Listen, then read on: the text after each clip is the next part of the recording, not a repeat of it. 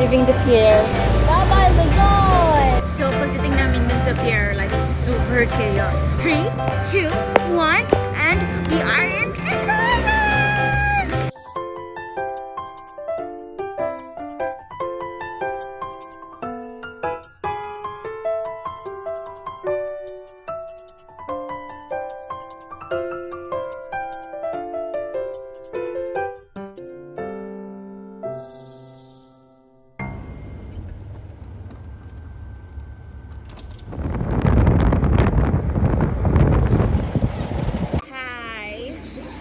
Have a food over here. So, we are on the road going to Matnog, and then a truck suddenly stopped in front of us. And then, nung nilampasan na namin yung truck, I saw this sign. Nakalagay is Fast Cat Ticketing Office. So, I asked my dad if we can U-turn and just ask if ito ba yung ticketing office ng Fast Cat, because I researched na wala daw fast craft from Matnog to Allen. So, we asked, and fortunately, meron daw. Ito lang daw yung company na nag-offer ng fast craft, which ang Roro daw will take 2 hours, but this company will take around 1 hour lang daw from Matnog to Allen. So we chose to buy tickets here.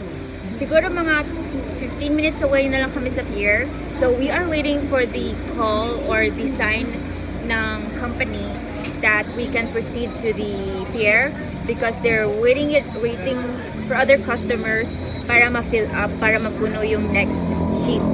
And umuulan din. Yan, kanina last ng ulan. Tapos so yan, may mga trucks. So yung next ship daw is puno na yung heavy trucks. So mga light vehicles na lang daw. So nakapasok kami dun sa next ship going to Allen. So while waiting for the sign ng company, we are charging our devices, transferring files para mapakantihan ng mga memory card, because kanina is nag-ATV and then nag-drone din kami. And yung travel hack pala, magdala kayo lagi ng extension, because you need that, especially if you have a lot of devices.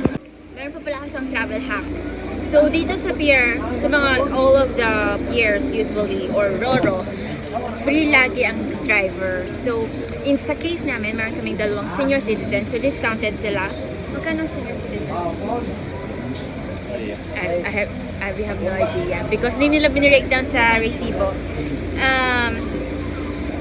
So sa case namin, may 2 senior citizen and ako. So ang ginawa namin is ako yung driver para libre, and then mom and dad ko is yung paying, which is discounted naman sila.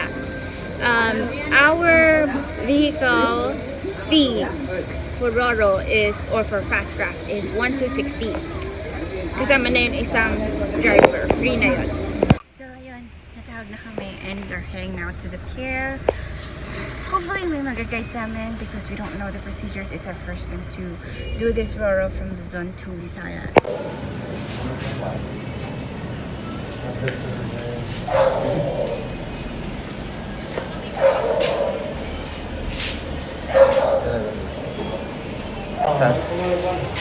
Okay, so we are in the pier now, and buti naman meron kaming guide. Medyo magulo, so we have to go to window 1 and window 2 over there, and then they have to check it over here, and then we have to go to window 3. Without a guide, it would be very hard for new tourists or bagong mga magro-Roro na gawin to. So if you are doing this and you are in the fast craft, I suggest na ask a guide or hire a guide, kuya, dun sa fast craft to guide you over here. Actually, yung kuya, nag-volunteer na lang siya, and then nung hindi na siya makapasok, binigyan na namin siya ng tip. So, for courtesy's sake. So now we are going to window 3. So may another payment, which is passenger terminal. Sorry, excuse me. Terminal C. So our next naming step is going to Coast Guard. Hindi ko na alam. I'll tell later kung magkano na nagastos namin. Okay, we are boarding now the fast craft or fast craft. That will only take only take 1 hour. Usually the Roro daw will take 2 hours. No. Yan ba yan, Papa? Yung white? Magulo yung processing nila. Pero mababait naman yung tao. I think yung white. Papa, yan may tao na nag-ano.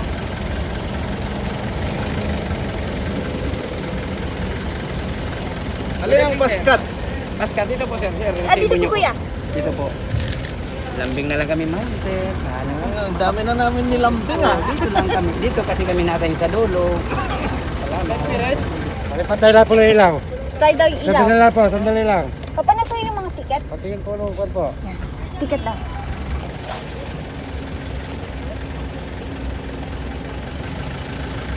Mababait yung mga tao, pero like they're insinuating tips. Siguro nakalabas na kami ng 400. Yun ang enrollment fee ng mga walang may alam.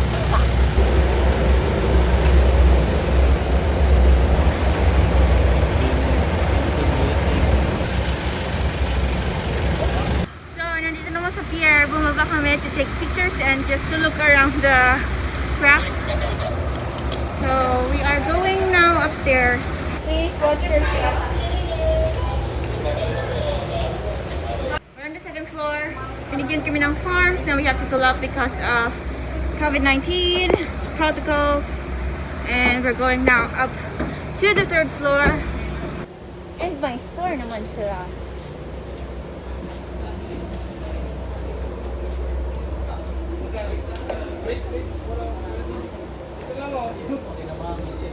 Okay, we're leaving the pier.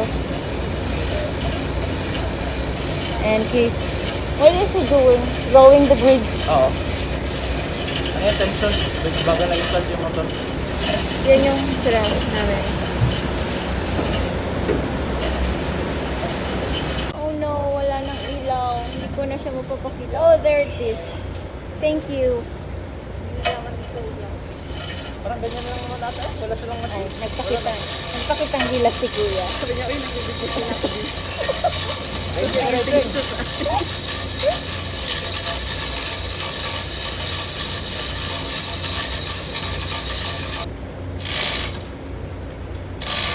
Go, kuya. Kaya, kuya.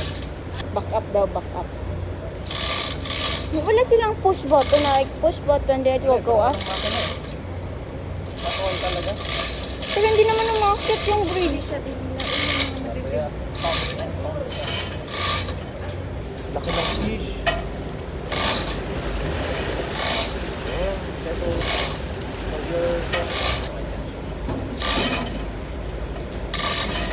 Yan, natin kung mamasok. Yung? Hindi pa rin siya. Ayaw nga. One eternity later. Oh, we're leaving. Yan, So, hindi nila itataas fully.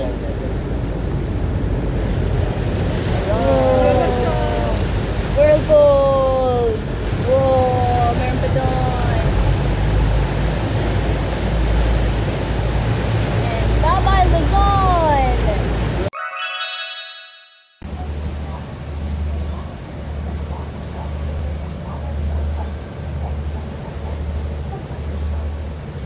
So we are now in the fast craft or Roro.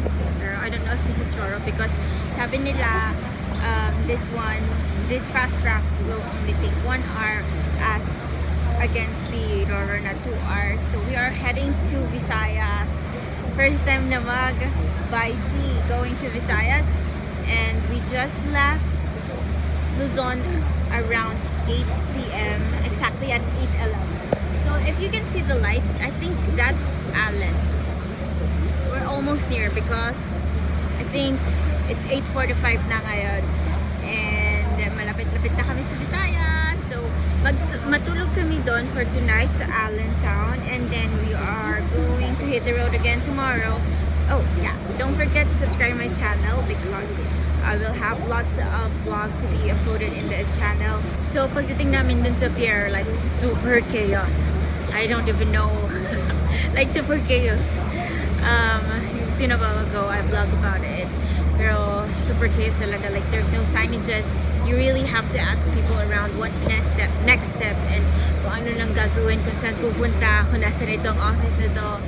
So I think that's one of the aspect na kailangan ma-improve dito sa Matnog to Allen na Roro, because this is one of the major shipping lines because it connects Luzon to Visayas. So dapat at least maganda-ganda, may magandang process, and may mga signages. Tapos yung mga tao pa, hindi pa silang hingi ng mga tip. Like wala naman silang ginagawa, nagdidirect lang naman sila, pero hindi sila nang hingi ng tip. We gave tips to people that really helped us, like the kuya from the company Fast Craft. He really helped us and guide us up to the gate of the pier. And then there's this guard who is very, very nice to us and let us park while we are signing our name on the Coast Guard. Yeah, there are people who deserve the tip, but there are people who doesn't deserve the tip also. So, yeah, we are near. I have to look for a hotel na because we are near there. And see you at Visayas. I will tell you the fees na binayaran namin sa pier tomorrow maybe, because like sa pier is pure chaos. Like bigay to, punit sila, bigay to, bayad kami. Like super chaos. So I'm gonna write it down and then I'm gonna tell you tomorrow maybe sa hotel na. Hopefully we'll find a good place to sleep tonight. So see you. We are now docking at Visayas. This is the pier in Allentown. I'm gonna show it to you. There's the Dap. Tapos we are considering that building because that's the name of the building is EW Tourist Inn, so we are considering to stay there for the night. I need to end my vlog tonight because it's too long, so make sure that you are subscribed to my channel. Comment below what you think about our road trip, or if you have done this road trip so far, tell me what side trips you went to and what tourist destination you went to while doing this road trip. As I'm going to end it after we are checked in at our hotel. Ooh, ako hindi umabot.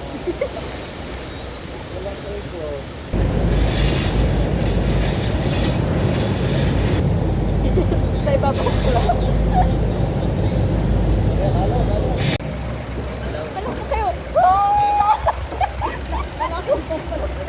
Wala din ako lang sakit. Hindi siya nag-hi. Our third contestant, Ford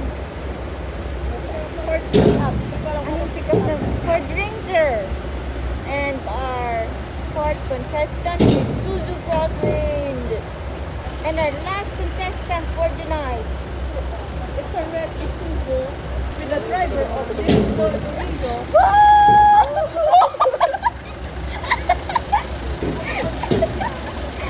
Baka mahulog ka, friend! Okay, thank you for watching. We're closing for the night. Thank you for our sponsors, Isuzu.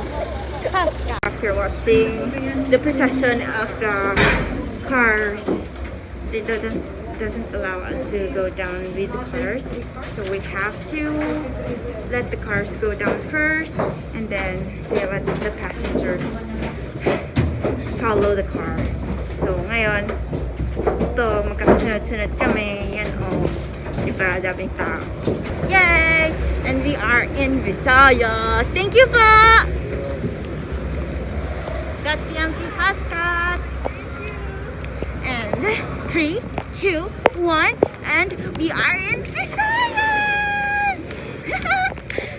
Okay, so we are now in Visayas and we are going to find a hotel or a place to stay in for the night. So, see you later. 12 o'clock midnight. Hi, we finally found a hotel or a place to sleep for the night. It's like horrifying. No, it's not horrifying. EWG, the building that I pointed to you a while ago where we are supposed to sleep, they don't have parking space. Now, yung kasama namin pick up ang cars and there are stops on their truck and we just can't leave it. And the EWG hotel or tourist inn doesn't have a parking space, doesn't even have a guard or a security guard. So we opted not to stay there. We opted to look or try to look for more hotels or inns. And isa pa pala is ang tagal namin nakatayo sa kanilang reception desk and nobody is even asking us or coming to us kung may maitutulong ba or entertaining us. So we just don't want like that, and they don't have Wi-Fi. So we tried to look for more. We went to 3 more, I think, and they are all full of truck drivers. They're not very conducive for families. They're cheap. If you are looking for cheap, you should go for it. But how do I say this? They're not conducive for families, and it's like rickety shack. Anyway, so we moved down south, and we went to these La Costa, something like that. I forgot the name, but they're fully booked, so we moved down south more. Siguro nakahanap na kami ng hotel is 11 p.m. or 11-ish, and the name of this resort is La Brisa Resort. So actually, walang sumasagot. Tao po kami ng tao po. Buti na lang may number dun sa kanilang signage. So, we called them and the owner answered. And he instructed us na gisingin lang yung caretaker, which is living the next door. And entertain naman kami. Binigyan na meron kaming rooms. They still don't have Wi-Fi. Pero, mas conducive for families and mas safe. They have parking space. And mas clean yung mga rooms. May lock yung mga rooms. May door yung CR. I don't know, the bathroom is still not clean. And it's still not to our standard. Or maybe hindi lang siguro siya na-clean because it's pandemic and walang nag-i-stay. I don't know. Pag nandun ka sa room, there's no signal sa phone mo, so you don't have any cell phone data also. You don't have Wi-Fi. But if you just needed a place to sleep and you're looking for a safe and that have parking space, kasi gated yung kanilang resort, so you should check out La Brisa. It's kinda 15 or 20 minutes away from the Dapan port in Allen. So I think I have to end my vlog tonight because this has been too long and I don't want you to get bored. Watch out for my next vlog. That will be about our crossing from Visayas to Mindanao and our crossing to San Juanico Bridge. So I'm excited for that. San Juanico Bridge is the longest bridge in the Philippines and it connects 2 major islands here in the Philippines. So I'm excited for that. So yeah, I gotta close this vlog. Thank you for watching, and don't forget to subscribe to my channel so that you will get notified once I posted a new vlog in the channel. And comment below what you think about this vlog, or if you have done this trip, or if you have been here in summer. If you have any tips or recommendation na tutuluyan or accommodation para next time na dumaan kami dito, alam na namin ang magandang mga accommodation. So, yes, I gotta say goodbye and see you in my next vlog. Bye!